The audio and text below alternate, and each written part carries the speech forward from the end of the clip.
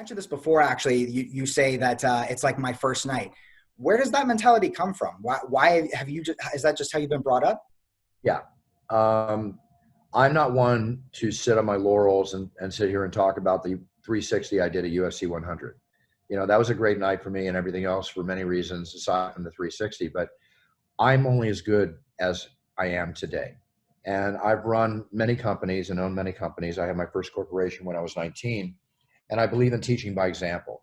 Either I'm the best at what I do and I teach other people how to teach other people to be the best they can be. And that's the secret of success in businesses is to be able to delegate. You have to be able to delegate to create success. Otherwise, you're going to micromanage and you won't go past a certain point.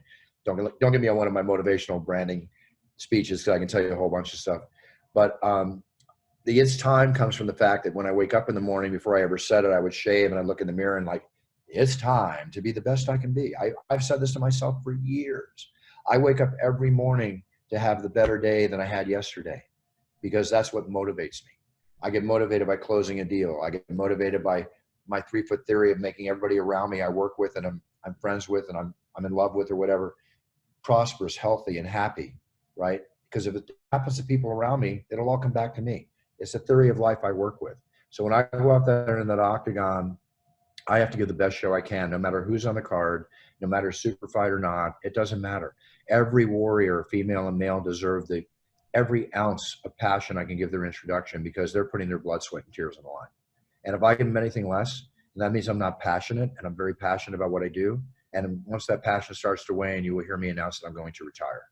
Because unless I work this way, I won't work this way. That's it. You've been talking about the connection, I guess you could say, you have with the fighters. I gotta ask, so you were mentioning the fist bump, and that's one of the coolest things I've ever seen from another kind of announcing personality. You rarely see that in sports, this very really cool connection, because you obviously you really do get the fighters pumped up, you get the crowd going. It's this big thing. And then you also have that other connection too, where it doesn't always happen, but some fighters will kind of scream back at you, like Dan Hardy obviously is one that comes to mind for me. How Well, did all that he was the first one to really do that.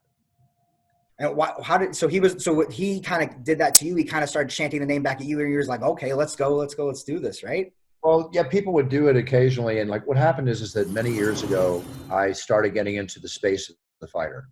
I used to stand center octagon, but inside me, I had to move. See, my great legendary brother, Michael Buffer, who everybody copied back in the old days and even today, his eloquent voice, his amazing phrase, everything. People would stand center trying to emulate him as much as possible. And I never wanted to be Frank Sinatra Jr. That's not the way I wanted to announce. He changed the world of announcing. I told myself if within 2 to 3 years getting into announcing, if I couldn't develop a style of which means who I am, right, then I was going to just give it up, quit, because I wasn't going to be a guy just grabbing a paycheck and announcing fights and watching my favorite sport. I wanted to get in there and, again, exercise and live and breathe my passion. So I started that back in, early 2000s, and then it just developed as the fighters began to respect me and allow me in their space or coming into my space. And we have this connection, and it's a connection of respect mutually. And it's a great honor for them to allow me to do that. Because trust me, I can get into Chuck Liddell's spaces I've done many times, and he can just, whoop, he just get out of here, Bruce, but no, it's all good. We're like brothers and sisters, man.